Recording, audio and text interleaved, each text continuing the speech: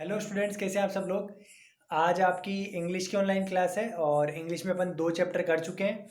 आज अपना third chapter अपन English का पढ़ेंगे और वही 2 पार्ट्स में पढ़ेंगे। आज अपन पहला पार्ट पढ़ते हैं, 2 या 3 पार्ट्स होंगे, तो आज अपन पहला पार्ट पढ़ते हैं और आइए चैप्टर लाइन बाय लाइन पढ़ना स्टार्ट करते हैं। चलिए स्टूडेंट, तो स्टार्ट करते हैं। हमारे चैप्टर का नाम है chapter number 3, positive health. Positive health means सकारात्मक स्वास्थ्य। हमारा स्वास्थ्य सकारात्मक सही कैसे रह सकता है, ठीक है। चलिए सबसे पहले पढ़ते हैं अबाउट द टेक्स्ट, ठीक है। सुब्रत दत्ता इसके लेखक हैं, राइटर हैं इस चैप्टर के। Positive health has been taken from the complete health encyclopedia written by Subrata Datta, a notable physician. एक फिजिशियन है, चिकित्सक है, उन्होंने एक बुक लिखी थी द कंप्लीट हेल्थ एनसाइक्लोपीडिया, वहाँ से पॉजिटिव हेल्थ का पार्ट लिया गया है, ठीक है। सुब्रत दत्ता एक राइटर है। She agrees that positive health is a matter of disciplined daily routine including good eating habits and tension free mind. वो कहती हैं कि ये दलील देती हैं कि पॉजिटिव हेल्थ यानी सकारात्मक स्वास्थ्य हमारे डेली रूटीन के कारण होता है, जो कि अगर अपन सख्ती से डेली रूटीन फॉलो करें, जिसमें अच्छा खाएं, गुड ईटिंग हैबिट्स मतलब अच्छे खाने की आदत डालें और टेंशन फ्री माइंड रखें, तो उससे हमारी पॉजिटिव हेल्थ हमें प्राप्त होती है। People in developed countries have achieved better health, better physical health, but their mental health is poor. जो डेवलप कंट्रीज़ यानी जो विकसित देश हैं, जहाँ पे पैसा और सुविधाएं काफ़ी अच्छी मौजूद है, वहाँ के लोग फिज़िकली तो काफ़ी स्वस्थ हैं, यानी शारीरिक रूप से तो स्वस्थ हैं, लेकिन मानसिक रूप से उनकी हेल्थ खराब है। She believes that homemade remedies are very effective to treat many diseases, too much dependence on doctors is undesirable. और वो ये मानती हैं कि घरेलू तरीक़ों से, घरेलू नुस्खों से, घरेलू तरीक़ों से हम हमारी ज़्यादातर बीमारियों को दूर कर सकते हैं, ठीक कर सकते हैं, और हमें ज़्यादा डॉक्टर्स पे डिपेंड करना, निर्भर करना हमारे लिए सही नहीं है। Positive health in children sometimes depends on attitude of their parents. If the parents put too much pressure on their children to achieve instant success, they become distressed and begins to take drugs. तो positive health, कई बार बच्चों की positive health उनके parents का व्यवहार कैसा है उनके प्रति, उस पर भी डिपेंड करता है। अगर माता पिता ज़्यादा दबाव डालते हैं बच्चे पे सक्सेस प्राप्त करने के लिए, अच्छे अंक प्राप्त करने के लिए, अच्छे नंबर प्राप्त करने के लिए, तो उससे उनके दिमाग में टेंशन बढ़ जाती है और वो ड्रग्स लेने लग जाते हैं और इससे उनकी हेल्थ को नुकसान पहुंचता है, ठीक है। तो ये हमारा अबाउट द टेक्स्ट है। चलो आइए अपन चैप्टर पढ़ना स्टार्ट करते हैं। Health is a positive state of physical and mental well being. When we feel secure by being physically healthy and free from disease, by feeling content and by living in a comfortable and clean environment, we are in the state of positive health. तो स्वास्थ्य का मतलब होता है, स्वास्थ्य का सकारात्मक, जो स्वास्थ्य का सकारात्मक स्थिति है, तो वो क्या कब होती है? जब हम शारीरिक और मानसिक रूप से स्वस्थ हों। जब हम स्वस्थ महसूस करें, फिज़िकली भी खुद को अच्छा महसूस करें, किसी डिजीज़ मतलब कोई भी बीमारी से मुक्त रहें, एंड फील कंटेंट, और खुद के शरीर शारीरिक रूप से, मानसिक रूप से संतुष्ट महसूस करें, एक कंफर्टेबल यानी आरामदायक वातावरण में रहते हुए, आरामदायक और स्वच्छ वातावरण में रहते हुए, तो यानी कि हम एक सकारात्मक स्वास्थ्य की स्थिति में हैं। Our close and harmonious interactions with family members, neighbours and friends help in stay well mentally. और हमारा अगर व्यवहार हमारे फैमिली मेम्बर्स, नेबर्स और हमारे फ्रेंड्स के साथ एकदम भाईचारा, प्रेम से अगर हम व्यवहार करते हैं, बातचीत करते हैं, तो इसका मतलब हम मेंटली भी स्वस्थ हैं। According to definition, very few people in the world enjoy positive health. अगर सही माने में परिभाषा के हिसाब से देखा जाए सकारात्मक स्वास्थ्य की, सही स्वास्थ्य की, तो बहुत कम लोग हैं जो पूरी तरीके से स्वस्थ होते हैं। In the rich and developed countries, family ties appear to be weakening. Neighbors may be strangers, and friendship is sometimes restricted to business contexts. जो अमीर और विकसित देश हैं, वहाँ पे जो परिवार है, उनके बीच, उनके सदस्यों के बीच के संबंध बहुत कमज़ोर होते जा रहे हैं। मतलब पड़ोसियों को तो लगभग वो जानते ही नहीं है, इतना खुद में ही लगे रहते हैं। और दोस्ती भी सिर्फ उनके मतलब दोस्ती भी अगर करते तो मतलब से करते हैं। अपना जो भी कोई बिज़नेस धंधा है तो वो उससे जुड़े हुए लोग ही उनके दोस्त हो गए, बिना और अपनी कोई मेंटल या कोई फीलिंग शेयर कर सके, अपनी बातचीत शेयर कर सके, ऐसे कोई दोस्त नहीं रहे।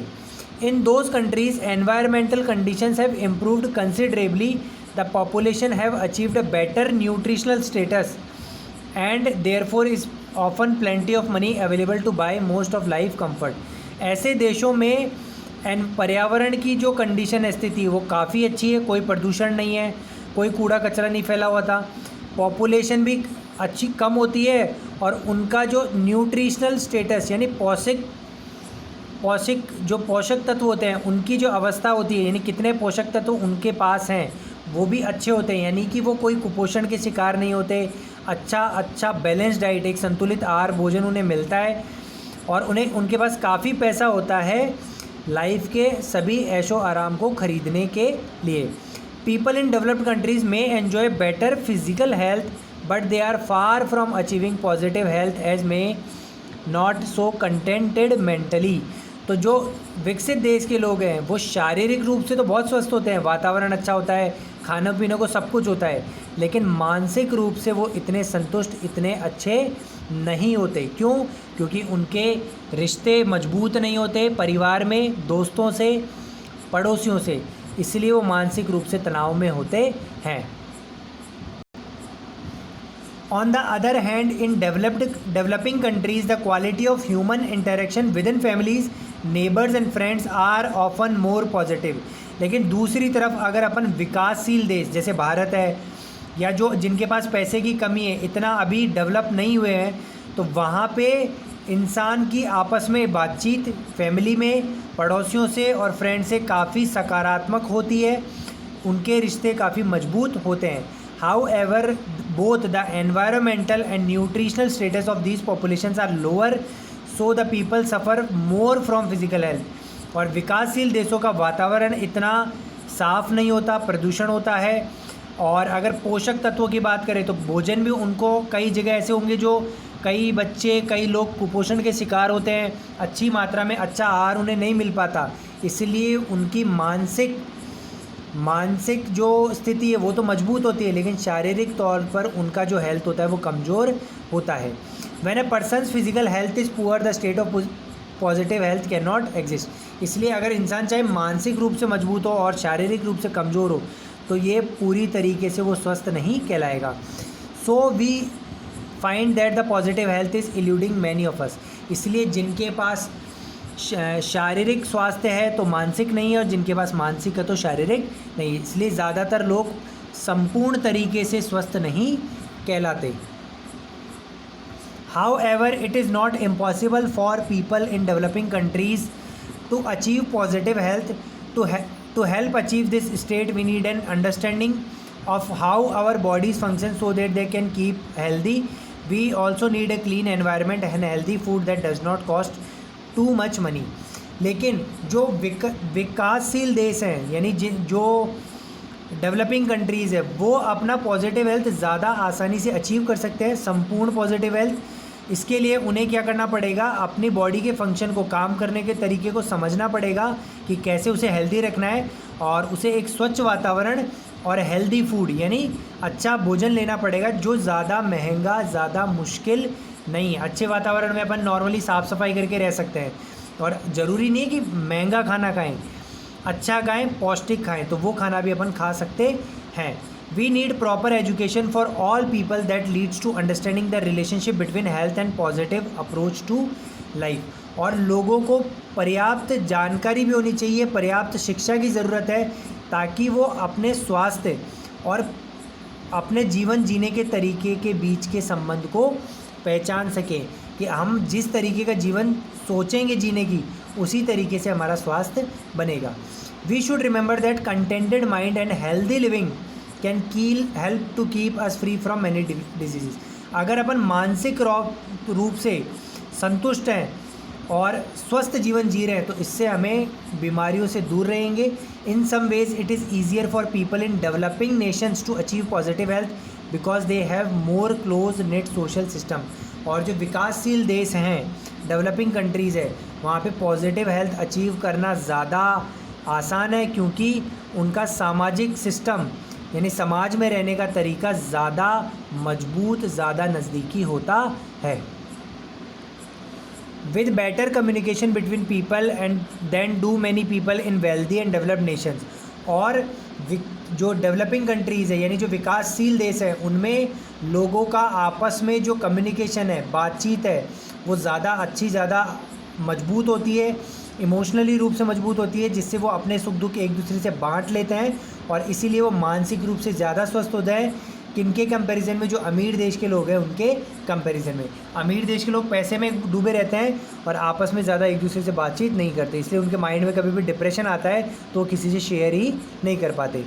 With very little by way of resources और sophisticated medical facilities we can achieve positive health for the majority of individuals in our communities. और अगर हम अच्छी मेडिकल सुविधाएं दें तो उससे पॉजिटिव हेल्थ यानी अच्छा स्वास्थ्य प्राप्त किया जा सकता है। ज़्यादातर लोगों के लिए ऐसा करना पॉसिबल है। This does not mean that we do not need medical care. We definitely need proper medical care under certain circumstances. We need proper vaccination and immunization against infectious diseases, proper treatment of diseases by medical and surgical intervention when required, proper maternal care before and after the childbirth and regular medical checks after the age of 40 years।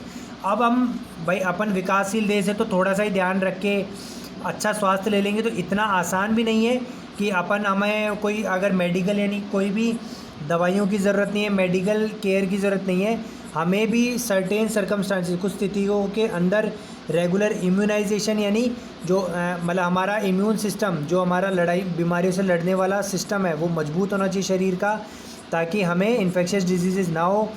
और proper medical facilities चाहिए, surgical intervention यानी जहाँ surgeries की ज़रूरत होगी वहाँ surgeries चाहिए, और maternal care before and after the mother जो माता जो ध्यान रखती है बच्चे का चाइल्ड बर्थ के बाद वो भी रेगुलर प्रॉपर चाहिए, और 40 साल के बाद रेगुलर मेडिकल चेकअप चाहिए, तभी हम अच्छे स्वास्थ्य में रह सकते हैं। तो ये चीज़ें करने के लिए हमें अपने संसाधन, अपने विकास को बढ़ाना पड़ेगा और विकासशील से विकसित देश की तरफ बढ़ना पड़ेगा। However there is no need to be obsessed about our health, we should use our own instincts and knowledge to decide when medical intervention is really necessary. और हमें ज़्यादा भी सोचने की ज़रूरत नहीं है कि हमें थोड़ा सा भी कुछ हो जाए और हम डॉक्टर के पास भागने लग जाएं। हमें हमारे दिमाग क्या कह रहा है, हमारा मन क्या कह रहा है, उसकी सुननी चाहिए और हमारी नॉलेज यूज़ करना चाहिए कि कब हमें दवाइयों की ज़रूरत है स्वस्थ करने के लिए और कब हमें ज़रूरत नहीं है। ठीक है। While most people in the developed countries enjoy better health, the doctors of those countries attribute this better physical health largely to improved medical facilities। ठीक है। तो ज़्यादातर डेवलप्ड कंट्रीज़ में लोगों की फ़िज़िकल हेल्थ काफ़ी अच्छी होती है। क्यों? क्योंकि उनके पास काफ़ी पैसा है, काफ़ी टेक्नोलॉजी, इसलिए उनके पास हाई क्वालिफाइड डॉक्टर्स होते हैं, जिसके कारण उनकी फ़िज़िकल हेल्थ अच्छी होती है और अच्छी मेडिकल फैसिलिटीज़ होती है, इसके कारण उनके पास अच्छी मेडिकल फैसिलिटीज़ होती है। They need to ignore other important social factors such as high standards of education, wealth, nutrition and clean environment enjoyed by most of these population. और उन्हें इन फैक्टर्स को वो इग्नोर कर सकते हैं क्योंकि काफ़ी पैसा है, जैसे एजुकेशन अच्छी मात्रा में, काफ़ी पैसा, अच्छा भोजन और स्वच्छ वातावरण, ये चीज़ वो इग्नोर कर सकते हैं। क्यों? क्योंकि उनके पास काफ़ी पैसा है, इसलिए इस पे उन्हें इतना ध्यान देने की ज़रूरत नहीं है, उन्हें सिर्फ अपनी हेल्थ पे ध्यान देने की ज़रूरत होती है। तो स्टूडेंट्स आज के लिए इतना ही था। आज अपने फर्स्ट पार्ट ख़त्म हुआ, 3 पार्ट में मैं इसको डिवाइड करूँगा।